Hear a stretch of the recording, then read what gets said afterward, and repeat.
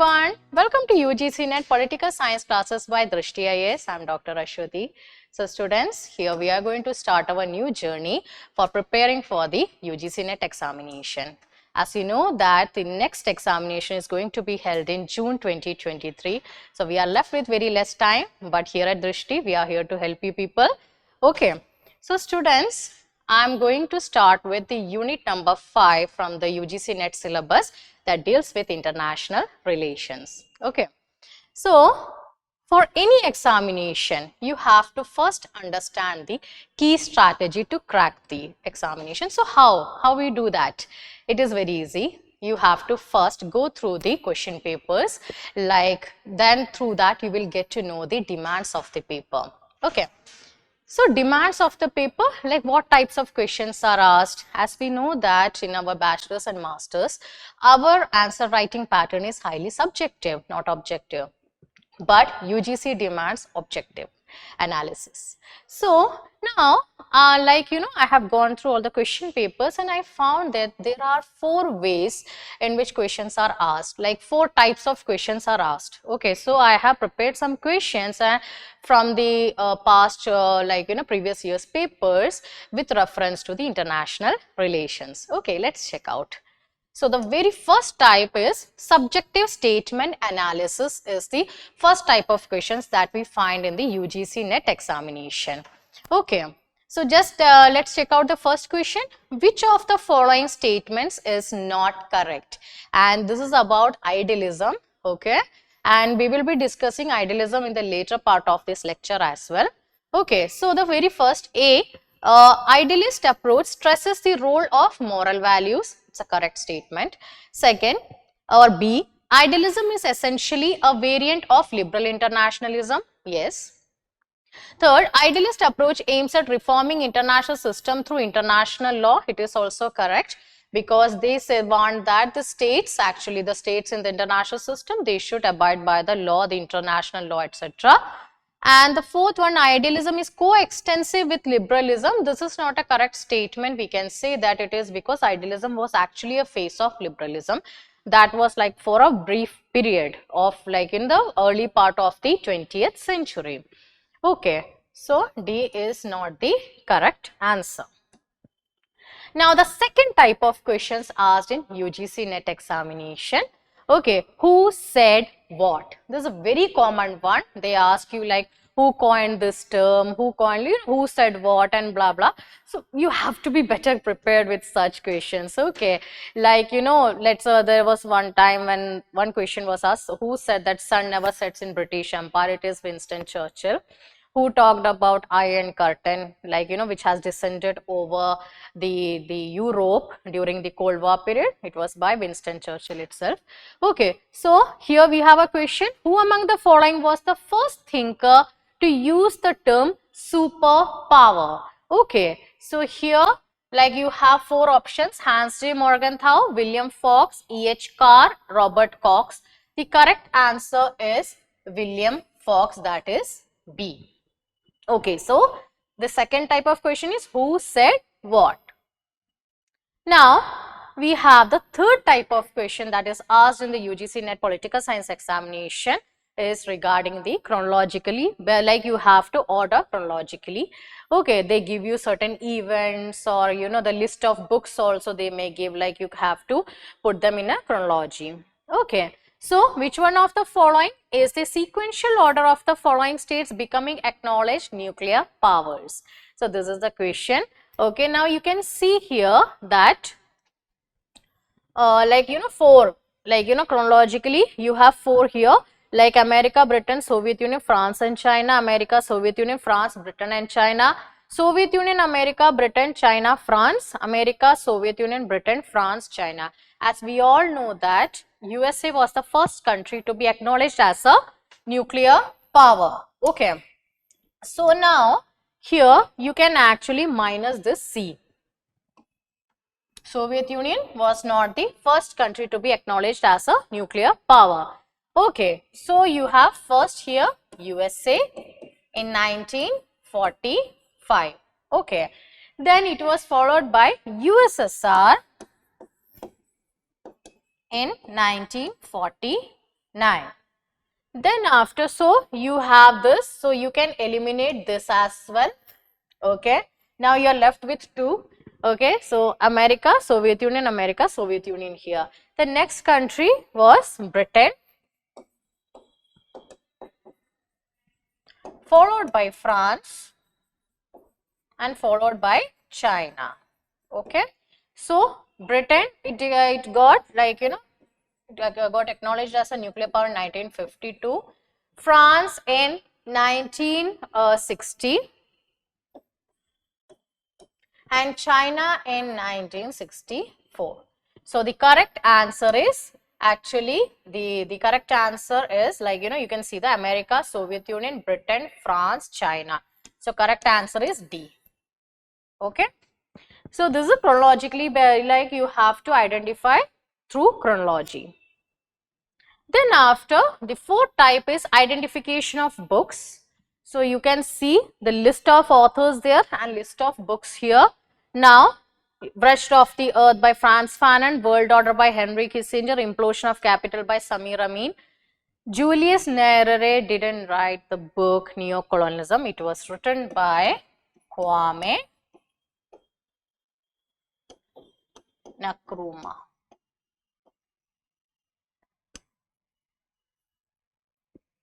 So the correct answer is D. So this is the odd one out. You can find it here. Okay. So Julius Nyerere didn't write the book. Okay. So the D is the mismatched one. So students, here at Drishti, our aim is to identify maximum number of books and to give students about the list of books associated with key ideas and key thinkers, key books associated with it, so that you will have a better understanding and it will definitely help you people to crack the UGC NET Political Science examination. Okay. Now, we will just enter into our syllabus one. As you know that the first topic given in your syllabus with reference to international relations is associated with approaches to the study of international relations.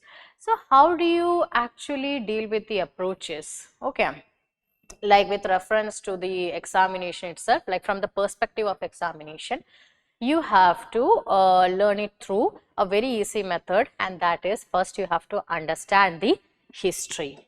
Okay. Historical context,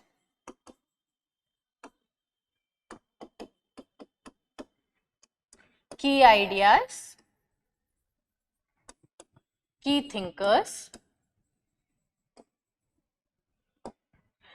Okay, so these three things are actually very necessary to understand international relations from the perspective of UGC NET examination. Okay, historical context in which actually key ideas were developed as well as the key thinkers also. Okay, as well as the influences.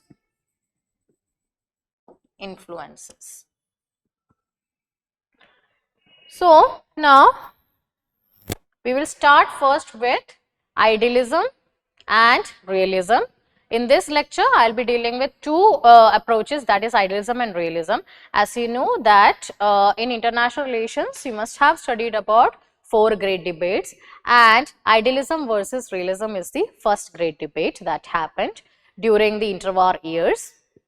So, idealism, to understand idealism, you have to first understand the politics of the First World War. So, as you know that the First World War was fought between the Central Powers versus the Allies. So, the Allies, the Allied Powers or the Allied Powers were actually the France, Great Britain, Russia, Italy, Japan.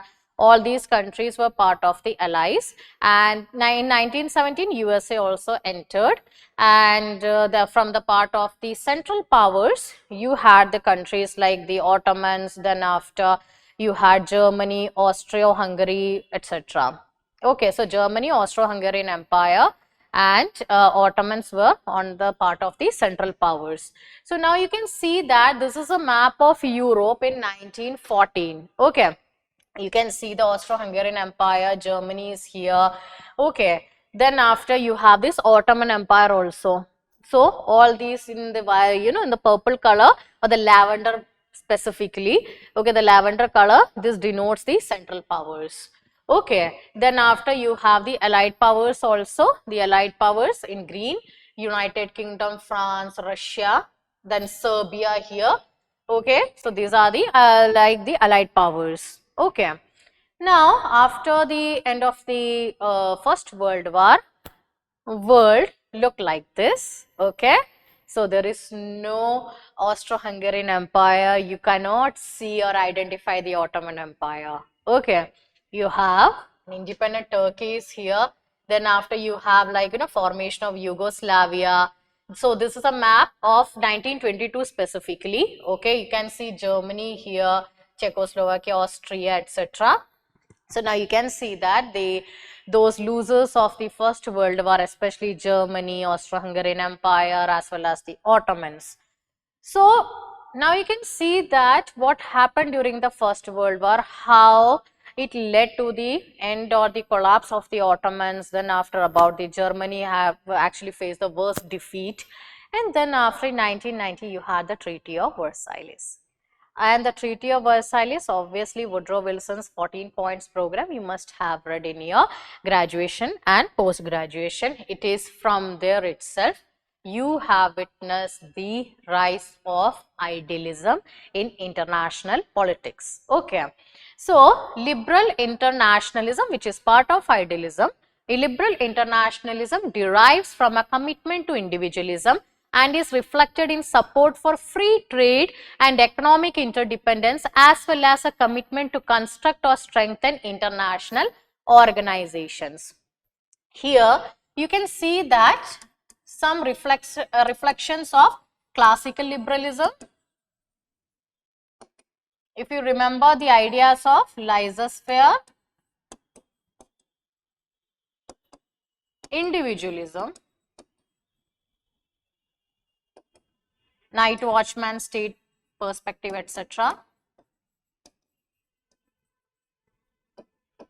State, which is having the authority to maintain law and order, and state was mandated not to intervene in the economic affairs of an individual. Okay, but yes, with that liberal internationalism, which actually developed over the course of that, by the end of the First World War, you have witnessed that there was a kind of a feeling among the victorious powers, especially USA also, that there is a need for international organizations to regulate the international affairs. Next one, liberal institutionalism, that actually gives more priority to the institutions, international institutions, for regulating the affairs of the states. Okay, why conflicts emerge?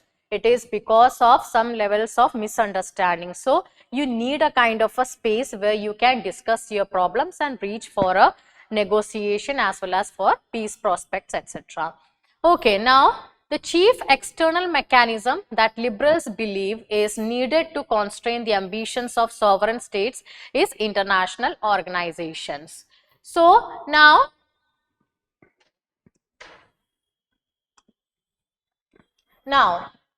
as you know that if we think from the perspective of Kautilyan understanding of politics, like there are countries, different type of countries, and neutral states are there, aggressive states are there, isolated states, and different types of states behaviors can be like, identified in different ways. Okay, some states are very weak and they may be like, they may be invaded by others. So states actually vary in terms of their degree of their, security system and in their strength as well. So ambitions of sovereign states can be constrained through international organization. This was one of the interesting idea propounded by the liberal institutionalists during the period of idealist period. Okay. So this reflects the ideas of what is called liberal institutionalism. The basis for such a view lies in the domestic analogy, the idea that insight into international politics can be gained by reflecting on the structures of domestic politics.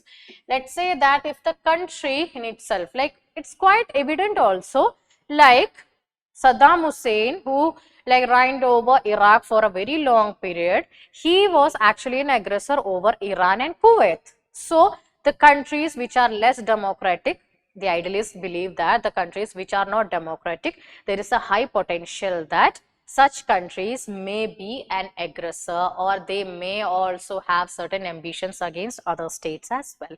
So this is the domestic analogy is also drawn by the liberal institutionalists. Social contract theory, as developed by thinkers such as Hobbes, John Locke, sovereign power can safeguard citizens from chaos and barbarity of the state of nature. And I'm sure that you don't need any further explanation about the state of nature, which was actually portrayed by Thomas Hobbes in a very gloomy way, that people in the state of nature are nasty, brutish and short. Very famous line by Thomas Hobbes. So, if order can be imposed from above in domestic politics, the same must be true of in the international politics as well. So, there they actually seek the order, how to bring an order in the world politics. Okay. So, this provided the basis for establishment of rule of law, which, as Woodrow Wilson put it, would turn the jungle of international politics into a zoo. Now, you can see that in jungle, it is like every other animal is trying, running for their life. Okay, in zoo you can see that you are actually putting them in different types of cages, or you make certain enclaves for each and every animal. So Woodrow Wilson wanted that, you need to construct a kind of a zoo for the international politics. Okay. So the idea culminated in the form of League of Nations, and League of Nations was the first, if flawed, attempt to translate such thinking into practice. So now, basic tenets of idealism. Before we move further, we have to understand the basic tenets, because if we don't understand it, then such questions are actually formulated, or they are actually we find occasionally in the UGC NET examination. So we need to understand the basic tenets, okay, regarding any approach. It is not just with the idealism, with any other approach. So Ralph Norman Angel Lane book, The Great Illusion, published in 1911. This was actually the first and foremost work, we can say, that has given a kind of a platform for idealism to grow. The economic interdependence between industrial countries would enhance trust between states, good behavior of one states, as it means that war would be economically harmful to all countries. So he mean that, there is a high possibility that when you have a system of economic interdependence, then you actually think only about the gains, not about, about making your own losses. Okay, so if we are all economically interdependent with each other, then it will lead to peace. As you know that the neoliberals also, they have developed the complex interdependence theory that we will be discussing in future classes. Okay, so the Ralph Norman Angel, he talked about the idea that if countries are economically interdependent, then there will be less chances of war. Idealism is highly normative, it is highly speculative, we can say.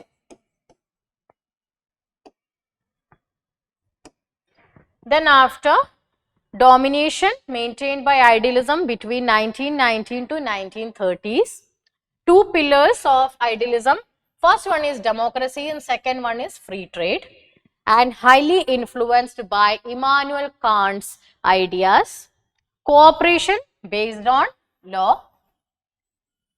So, if you have enhanced cooperation, then it leads to a kind of system of, that it will reduce tensions between countries. Okay, this is more like, it actually got developed further, but you can just, I am just mentioning it here. There is an idea called cobweb model. So, cobweb model, where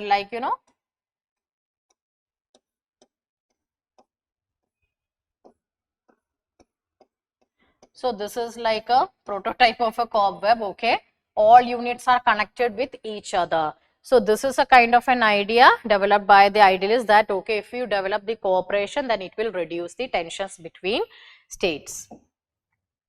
Human rationality and cosmopolitan moral order, highly influenced by the Kantian philosophy, that there is a high possibility that the human rationality, like human beings are good, they are by nature they are two good people, okay, they are rational creatures, and cosmopolitan moral order can be established. International institutions to be given primacy. Now, Scott Burchell, He has written a very good book for international relations theory. Okay, Scott Burchell summarized idealism as preference for democracy over aristocracy, free trade over autarky, protectionism, and collective security over balance of power system. So this is basically the idea we can be summarized, about idealism, that preference for democracy over aristocracy, free trade over autarky, collective security over balance of power system.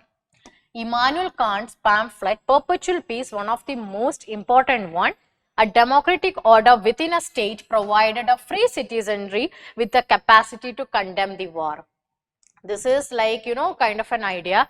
If you have a republican constitution or if you have a democratic country, it is quite obvious that it is driven by the will of the people, and you cannot just go to war like that with anyone. So this is actually correct to some very, like, we can say that yes, it is correct to a larger extent. Okay. He wanted creation of Pacific federations. This question was asked when I appeared for UGC NET examination. Okay. During that time, they asked a question that who coined the term Pacific federations? It was Immanuel Kant. He said that he wanted creation of Pacific Federation to secure rights and duties of the contracting parties which would govern peaceful relations between the states. Now you can see this thing here, like you have to create an international institution actually which will help to secure the rights and duties of the contracting parties which would govern peaceful relations between states. Collective security to replace antagonistic alliance system.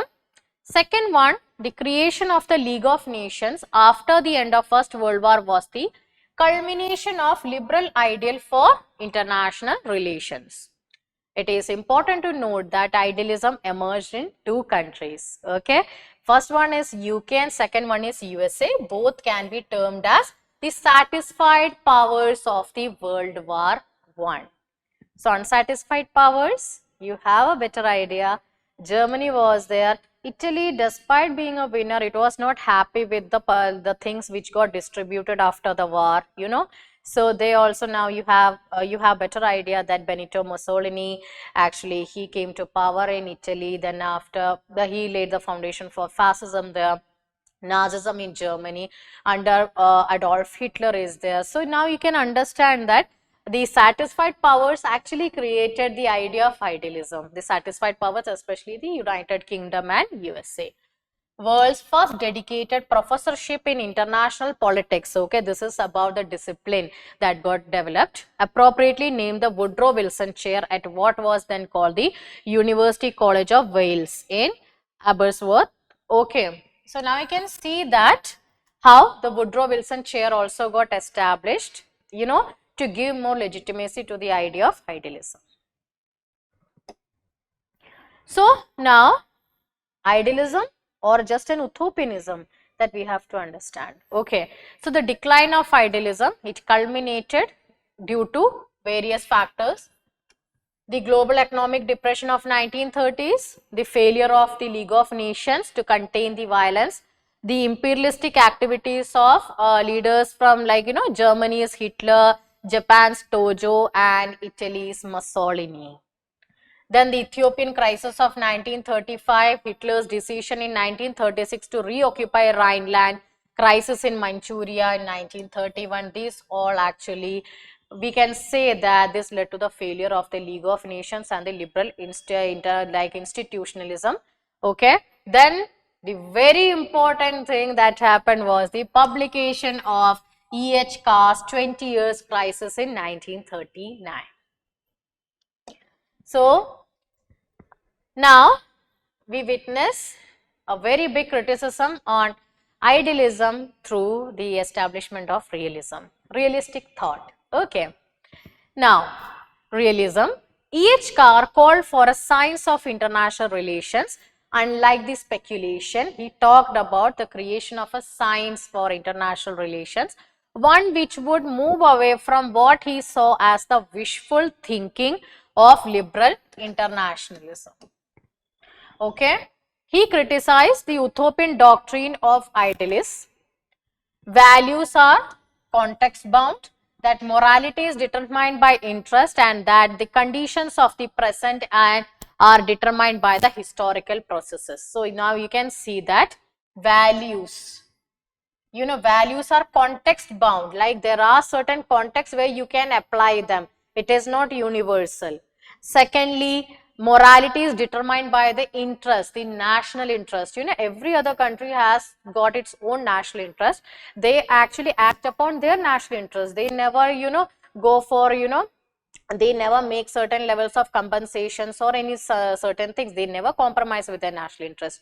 Even if the regimes may change in a country, but you always see that every time the country is driven by their national interest, and that conditions of present are determined by the historical processes. You have to first understand the history of the hostility, history of the cooperation itself. You cannot just make speculations. You cannot just say that human rationality will drive the people to like condemn the war. It is not possible. You have to first understand the historical processes through which actually, like let's say that in Sri Lanka, the rise of LTT, actually there is a long history. It didn't erupt as like, you know, just like a mushroom or something. No, it didn't. It actually had a long process, or we can say in the 1950s when SWRD Bandaranaike brought the Sinhala Only Act. It was like the first nail in the coffin actually, which actually created a kind of a hostility between like we can say the hostility between the majority and minority community, or we can say the clash between the Sinhalese as well as the Tamils there. So Sinhala Only Act mean that the state will recognize only one language, that is the language spoken by the majority population. Then there was a long, like, you know, there were like many events that led to the culmination of a, like, you know, like a militant organization in Sri Lanka, that was LTTE. But yes, in 2009, during the fourth Ilam War, LTTE actually lost the war, and then after it came to an end to 30 years civil war. So now you can see that this is the chronology. You have to first understand the things which happen in a chronological manner. So this is what realists are also saying, that every other country, the morality is determined by interest, the national interest, and that the conditions of the present are determined by the historical processes. Okay. Now, the realist tradition, just as liberal internationalism sought foundations in the Enlightenment and the birth of reason, so realism locates its roots in the works of Thucydides, Machiavelli, Hobbes, and Rousseau. So Thucydides, in his History of the Peloponnesian War, his famous work, international politics is driven by an endless struggle for power, which has its roots in human nature.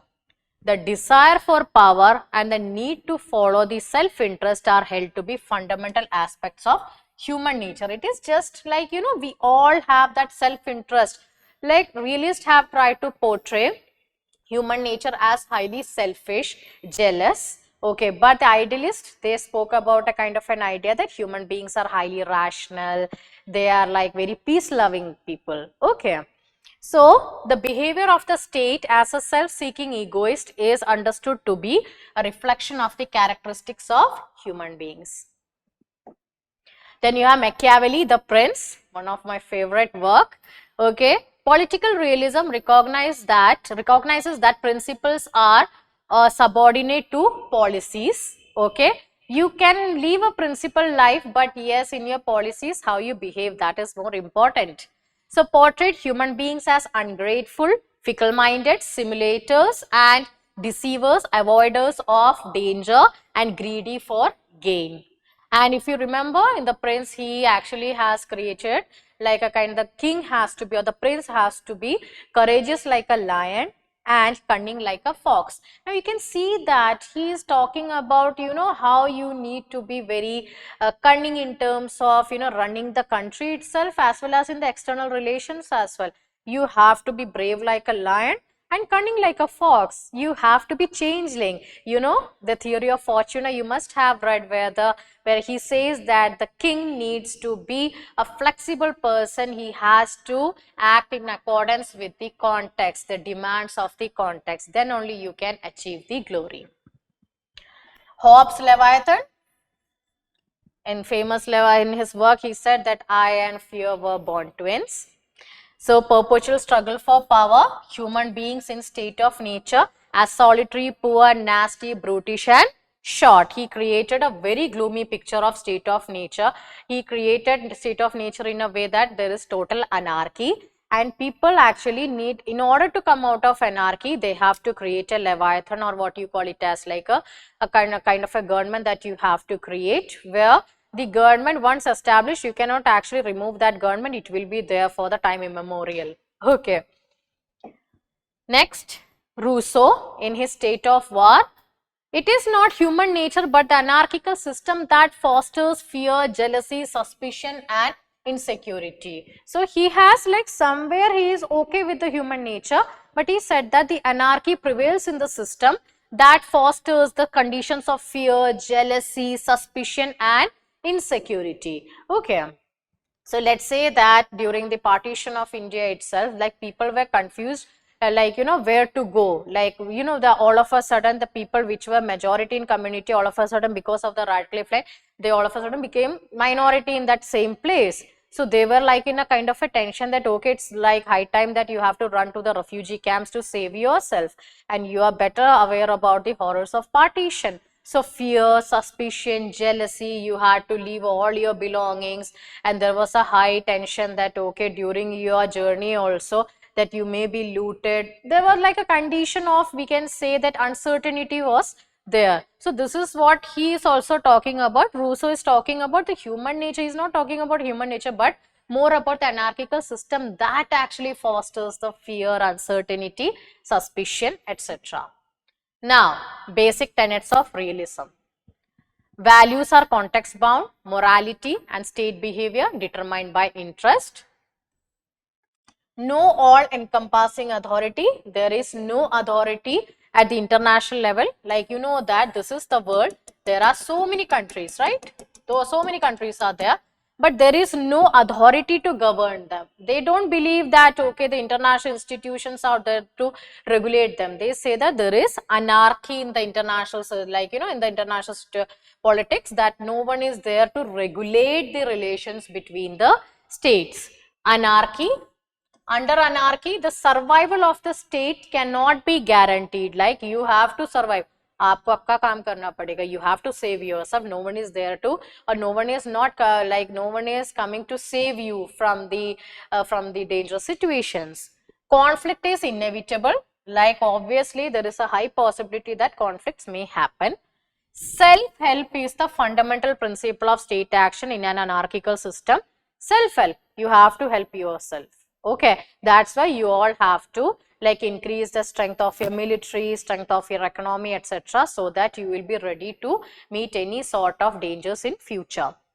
So, statism, survival, self-help are the three core elements of the realist tradition.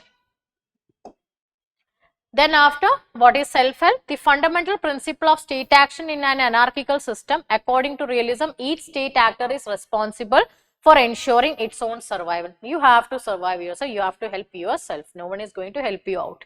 Second is statism. It means that the statism, the state is the main actor in the international system. So, state is the unit of analysis, first point. Second, anarchy. So, the state is the main actor in the international politics and sovereignty is its distinguishing feature, and state's first move is to organize power domestically and the second is to accumulate power internationally. Then after, you have the third aspect, that is survival, which is also associated with the self-help, which states all states have a vital interest in survival. Okay, whether it is a smaller country like Nauru or a big state like what we call it as like Russia, they all have their own self-interest or national interest to survival, like they have to survive. Okay, whether it's like a small Pacific island nation like Nauru or a big country like Russia. Okay. So, now apart from E.H. Carr, like I have discussed about him also, like he talked about he called upon for the science of international politics, international relations. In the realm of international relations, he needed the science to be brought forth. At the same time, we have another thinker, and he's a very important one who has contributed for this first phase of this realism, that is Hans J. Morgenthau. And so his three basic patterns of struggle for power among states, he says that why? To keep power, to increase power, to demonstrate power. Okay, so his major book is Politics Among Nations, published in 1948. Now, for him, politics is governed by the objective laws which have their root in human nature. He gave the famous 6 principles. 6 principles, okay. So, the very first principle is politics is governed by the objective laws which have their roots in human nature. Like, you know, he has connected the politics with that of human nature defined by the objective laws, okay. Then after, the second one is the key to understanding international politics is the concept of interest defined in terms of power. Like, you know, maximization of power, maximization of security, different aspects are there. But the key to understand international politics is through the concept of interest defined in terms of power. Next is the forms and nature of state power will vary in time, place and context, but the concept of interest remains consistent. So, he has mentioned that the forms and nature of the state power may vary to time from different context, place, okay, but the concept of interest remains consistent. There is a varying degree of their interest, but yes, the what we call it as that their interest remains the same. That means, okay, the national interest remains constant, but yes, there will be, like, you know, forms and nature of state power may vary. The universal moral principles do not guide the state behavior, although this does not rule out an awareness of the moral significance of political action. So, Hans J. Morgenthau is saying that he is not a person who talks about universal principles, etc., that guide the state behavior. Okay, moral aspirations are specific to a particular nation. Every other country has its own moral aspirations. There is no universally agreed set of moral principles. The final point, political sphere is autonomous, meaning that the key question in international politics is how does this policy affect the power of the nation. So, the political sphere is autonomous. That is the 6th principle of Hans J. Morgenthau. So, other major works of Hans J. Morgenthau, you can write it down. Scientific Man versus Power Politics, 1946. It was published in 1946. In Defense of the National Interest, published in 1951. The Purpose of American Politics, published in 1960.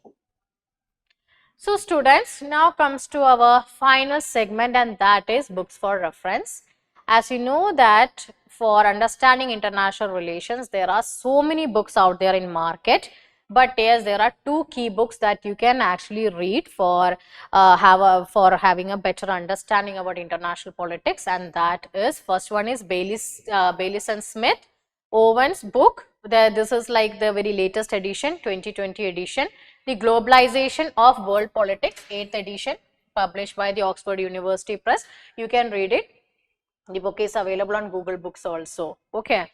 Then after, you have Andrew Hewood's book, Global Politics. It is available in PDF format also, and they you can check it out. It is published by Palgrave Macmillan. You can actually read these 2 books for your for preparing for UGC NET examination. Okay. So, students, thank you for watching my video. See you in another lecture. Bye.